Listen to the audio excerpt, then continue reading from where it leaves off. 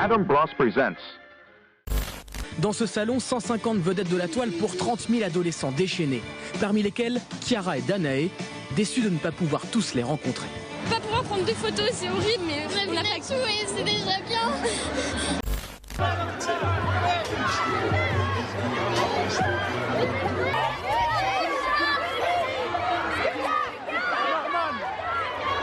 Norman. Qui sont ces nouvelles idoles des jeunes?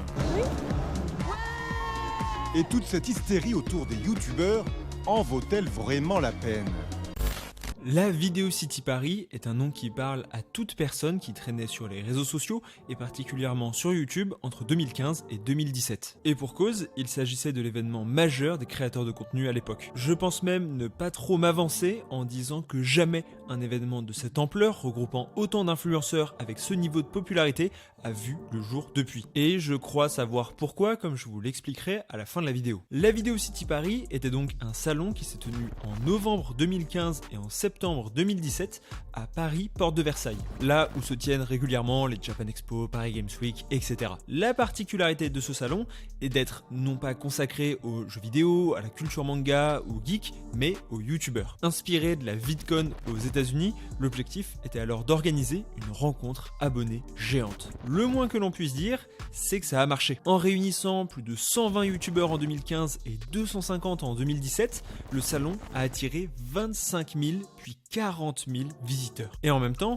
il ne s'agissait pas de petits influenceurs, mais véritablement des stars de YouTube de l'époque dont très peu manquaient à l'appel. Cela s'explique notamment car le salon était produit par JL Evans, une agence de communication, M6 Digital Talents, qui possédait entre autres Golden Moustache et de nombreux talents, Canal+, qui était derrière le studio Bagel, et Webedia, que je ne pense pas avoir besoin de présenter, qui à l'époque était sûrement pas loin de son apogée. En se déroulant les week-ends, les journées étaient principalement ponctuées par des créneaux de dédicaces et de rencontres avec les youtubeurs. Une grande scène offrait quelques timides animations sur lesquelles on reviendra, et une boutique permettant d'acheter la merch de son youtubeur favori. Le reste des activités étant principalement des stands tenus par les marques sponsors extrêmement nombreuses. Je trouve ça d'ailleurs intéressant de voir le nombre de marques derrière le projet en comparaison au Zapping Amazing par exemple, dont seul Canon était partenaire et assez en retrait. Ici, c'est Fanta qui s'offre une place de choix et ce n'est pas un hasard. La marque de boisson était un peu le NordVPN de l'époque et finançait probablement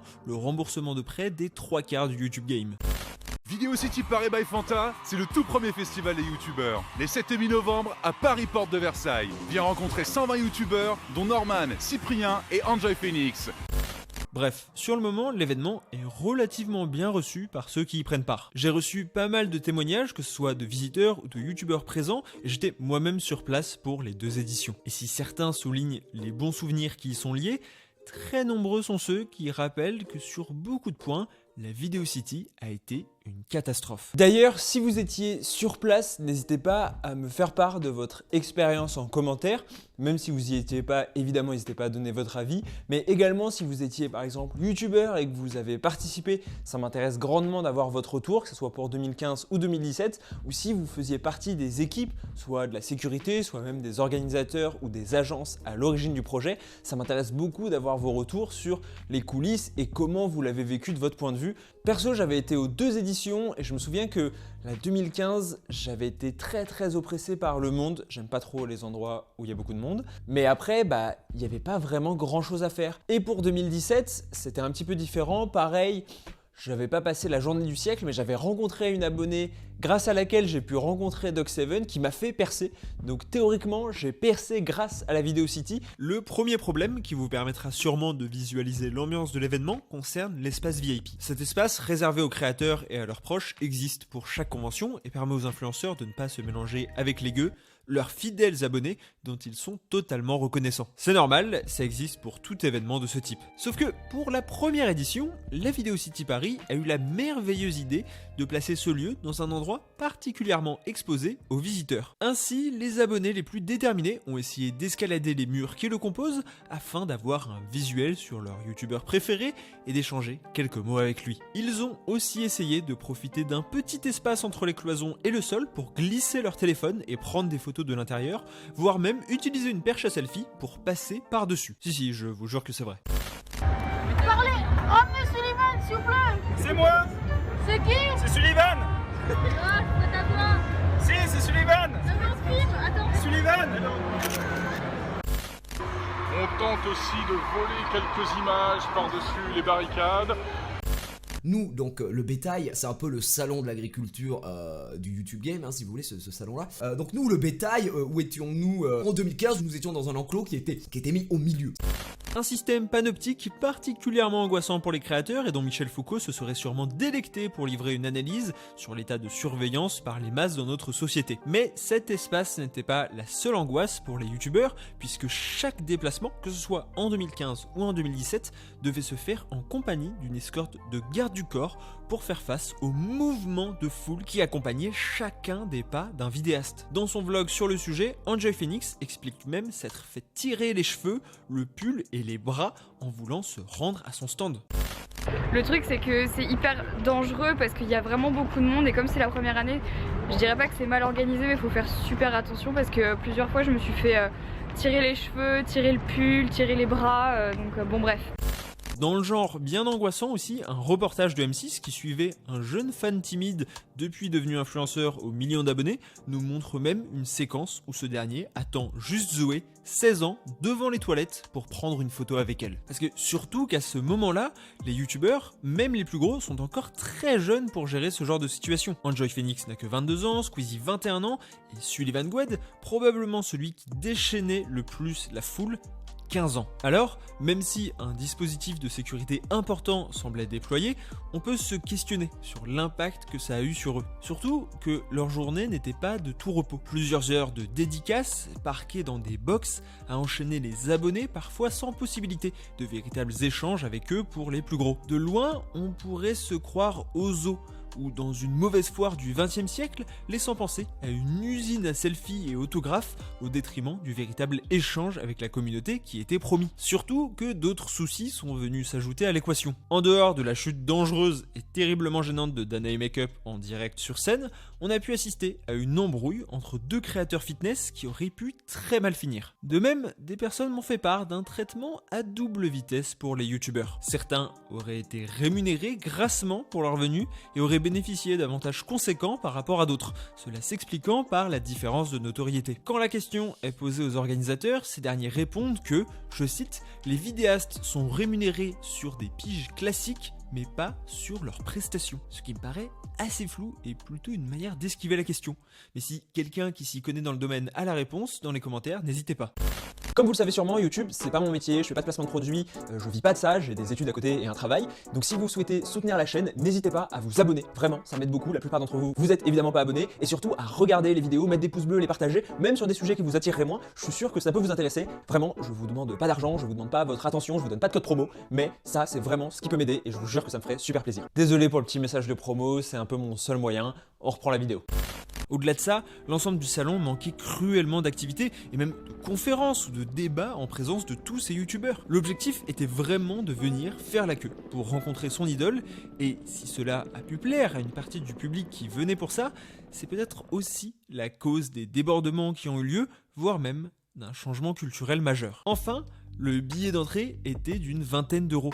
Et si aujourd'hui, ça paraît pas si cher, c'est vrai que c'est pas un prix exorbitant, c'est l'équivalent d'un billet pour la Japan Expo de l'époque, qui proposait malgré tout beaucoup plus d'animation. Surtout si les youtubeurs étaient effectivement bénévoles ou simplement défrayés. Les médias s'en sont alors donnés à cœur joie pour dépeindre ces journées comme le regroupement d'hystériques en admiration devant des kidams d'internet. De quoi considérer la Video City comme un véritable fiasco pour l'industrie. Pourtant, comme je l'ai dit, d'un point de vue du nombre de visiteurs, le salon était en pleine expansion et avait même fièrement annoncé une édition pour 2018. Elle n'a jamais vu le jour suite à un désaccord sur le partage des recettes entre les 4 entreprises à l'origine du projet. Webedia avait affirmé vouloir organiser son propre événement, mais cela ne s'est visiblement jamais concrétisé. Mais c'est marrant parce que je pense que cet événement est un petit peu je dirais pas l'âge d'or des agences, parce que les agences d'influenceurs ont pour moi jamais été aussi puissantes et à la fois jamais été aussi nombreuses. Je vois un peu ça comme les débuts d'Hollywood. Au début d'Hollywood, il y avait quelques majors, Universal, Warner Bros et même Disney ensuite qui y sont arrivés et d'autres, qui se partageaient un petit peu le marché à 3-4, qui détenaient même carrément les salles de cinéma, à tel point qu'il y a dû avoir des lois américaines antitrust, donc qui ont été faites pour détruire un petit peu cet oligopole. Et j'ai l'impression qu'à l'époque de la Video City, on était quasiment dans ce cas. Quand on parle des 3 agences qui participent à la Video City, on a quasiment, je pense, 70% du top 100 du YouTube français à l'époque, hormis des Antoine Daniel, joueurs du grenier, qui étaient peut-être un peu plus dans leur coin. Et aujourd'hui, je vois pas quelle agence serait capable, peut-être Bump, d'organiser un tel événement et de réunir autant de créateurs. Je trouve que c'est assez marquant d'une époque de YouTube. De mon point de vue, la Video City Paris représente une étape cruciale dans le développement de YouTube en France, quelques années seulement après la sortie de la chambre opérée par le Zapping Amazing. Cette fois, on assiste véritablement à la célébration de ce que je considère comme étant la sous-culture YouTube. À ce sujet, je continue à maintenir que si la plateforme est aujourd'hui en perte de vitesse sur différents aspects, l'absence de mise en avant de la culture YouTube pèse dans la balance. Pour moi, le YouTube Rewind, malgré tous ses défauts, sa piètre qualité, voire son niveau de gênance, avait le mérite de remplir ce rôle. Il venait offrir ce que les créateurs avaient produit de marquant dans l'année pour le mettre en avant. De même pour l'initiative du YouTube Space Paris, qui était un lieu initié par Google pour organiser des rencontres entre vidéastes et même des formations dans certains domaines. La Video City participait à ce processus en offrant la possibilité aux influenceurs de se rencontrer, d'échanger et de stimuler la créativité. La plupart des youtubeurs avec qui j'ai échangé à ce propos ou qui témoignaient en vlog faisaient tous part de la sensation euphorique et de l'envie de produire du contenu que chacun ressentait après l'événement. Aujourd'hui, il n'existe plus d'équivalent en France. Le royaume du web a lieu en Suisse, donc assez difficile d'accès.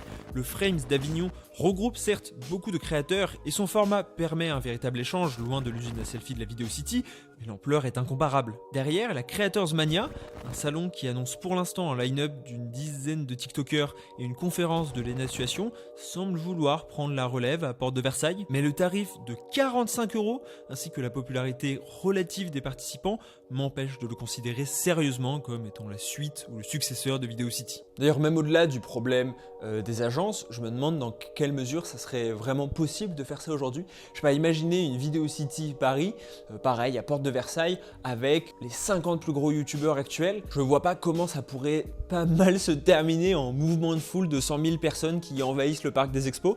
Dans le sens où, par exemple, il y a Zen, une super émission Twitch que j'aime beaucoup avec Maxime Biaggi et Grim Cujo, alors qui vont avoir Squeezie en invité, qui viennent de remplir un zénith en 30 minutes, ce que peuvent même pas faire certains grands artistes internationaux. Et donc c'est pour cette raison que je considère que la Video City, et même l'époque de manière générale entre 2015 et 2017, représente l'apogée de YouTube comme sous-culture. Quand j'emploie le terme de sous-culture, il faut l'entendre d'un point de vue sociologique, à savoir comme des communautés qui, sur le plan culturel, sont suffisamment homogènes en interne et hétérogènes par rapport au monde extérieur pour être capables de développer de cohérents caractères distinctifs, d'identité, d'engagement et d'autonomie, d'après la définition de Paul Hodgkinson. Parce qu'à ce moment-là, les créateurs et leur audience partagent effectivement des codes, du facecam, de l'échange en ligne, beaucoup plus homogènes que maintenant. Même si vous ne regardiez pas tous les vidéastes, il était très probable que sur les 250 présents, vous connaissiez une bonne partie d'entre eux, ne serait-ce que de nom. Et cette culture YouTube,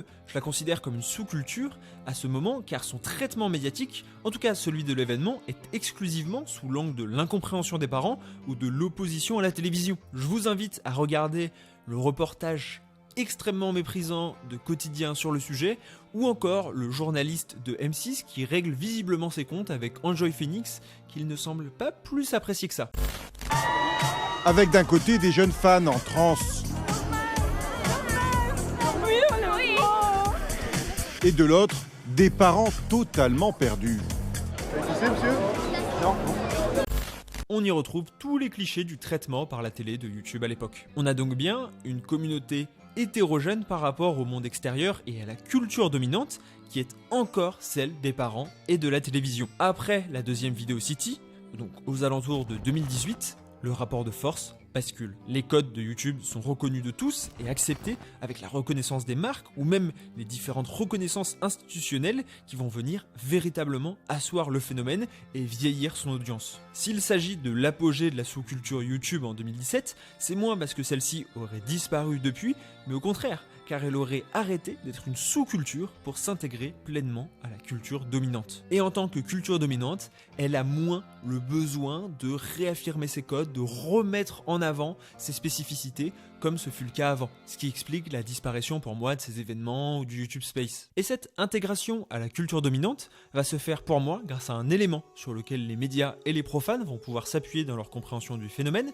et qui est mis en avant par l'événement, le capital célébrité. Effectivement, comme je l'ai dit plus tôt, la vidéo City Paris mettait moins l'accent sur la création de contenu des vidéastes présents que sur leur personnalité, voire même leur célébrité. Et si la sous-culture YouTube était célébrée quasiment de fait et malgré les organisateurs, c'est à ce moment qu'on voit se développer, pour le coup, une véritable culture, non pas de YouTube, mais des influenceurs. D'ailleurs, les organisateurs ne s'en cachent même pas, à l'image d'Antoine de Taverneau, qui affirme dans un entretien avec Le Figaro sa volonté de participer à une starification des YouTubeurs avec le salon. Alors nous, c'était un peu la première promesse de Video City, c'était un peu la starification de ces YouTubeurs, donc c'était venir à la rencontre des publics. Cette starification qui, ironiquement, aura entraîné la chute d'une partie de la sous-culture YouTube, chaque créateur prenant petit à petit son indépendance de la plateforme au profit d'une liberté de contenu cross réseaux sociaux. Parce que si la Video City a mis en avant un phénomène qui concerne les YouTubeurs, c'est bien le capital célébrité qu'il possède. Là, vous allez me dire, bah oui, cool, on a capté, les youtubeurs étaient célèbres, tu nous apprends rien. Mais non, je parle de capital au sens bourdieusien du terme. Dans son article Celebrity Capital, Redefining Celebrity Using Field Theory, Olivier Dressens s'appuie sur les travaux de Pierre Bourdieu et la théorie du champ. En gros, pour le chercheur français, nous vivons dans des champs qui sont hiérarchisés avec des positions dominantes ou dominées. Cette hiérarchie dépend notamment de notre possession de capital qui pour Bourdieu est soit économique, culturel, social ou symbolique. Mais Olivier Dressens assure qu'il existe un nouveau type de capital, qui est celui de la célébrité. Ce dernier se manifeste car il peut être converti en capital économique, comme le merch vendu par les youtubeurs au salon, ou même en capital social, comme les connaissances que les créateurs vont se faire à la Video City Paris. Et c'est un engouement absolument impressionnant. On se rend compte tout d'un coup de la puissance et de l'impact de ces jeunes youtubeurs sur toute une génération. Alors, la Video City, c'est évidemment la première fois que se matérialise vraiment concrètement devant les yeux de tous les youtubeurs et des caméras et des médias la relation transparasociale si particulière qui a depuis fait couler énormément d'encre. Certes, ça c'est sûr et c'est à ce moment-là je pense que tout le monde a pris conscience de cette dimension, mais pour moi c'est surtout à ce moment-là que les youtubeurs se sont rendus compte qu'ils avaient un véritable capital, que dans la hiérarchie sociale, ils n'étaient pas en bas de l'échelle comme on a tenté de leur faire croire depuis 5 ans, qu'en fait ils étaient capables de réunir 40 000 personnes, de créer des mouvements de foule qui étaient prêts à payer 20 €, attendre 2 heures, fondre en larmes pour eux. Et derrière, on a vu énormément de projets portés par des youtubeurs d'ampleur inédite et parfois même du coup sans l'aval d'agence, parce que les youtubeurs ont bien compris que si les visiteurs venaient, c'était pas pour la Video City, c'était pas pour le salon, c'était bien pour les créateurs de contenu. Et j'insiste vraiment sur la dimension de capital et de hiérarchie sociale, parce que pour moi c'est exactement ce qui se joue à ce moment-là et qui est totalement insoupçonné et que personne a pu et n'aurait pu analyser à ce moment-là à quel point il y a eu une forme de renversement, ou en tout cas le début d'un changement de mentalité, de normes et de tous les côtés. En 2015 et 2017, les vidéastes prennent pleinement conscience de la puissance du capital célébrité qu'ils possèdent et de leur position désormais dominante dans la hiérarchie sociale, bien loin des petits geeks et nerds moqués par tout le monde dans leur chambre, et qui pouvaient uniquement s'appuyer sur des chiffres qui, encore à l'époque, leur rapportait certes de l'argent, mais pas autant que maintenant. Aujourd'hui, ça paraît être une quasi-évidence, mais il faut se remettre dans le contexte. Derrière, c'est une boîte de Pandore qui s'est ouverte, offrant à ces derniers un champ d'action élargi, mais déplaçant aussi la focale et l'atout majeur des youtubeurs, du contenu vers la célébrité. If you enjoyed this video, you might like this one about the failure of social media created by YouTubers. You just have to click on it. I'm sure you won't be disappointed. See you soon.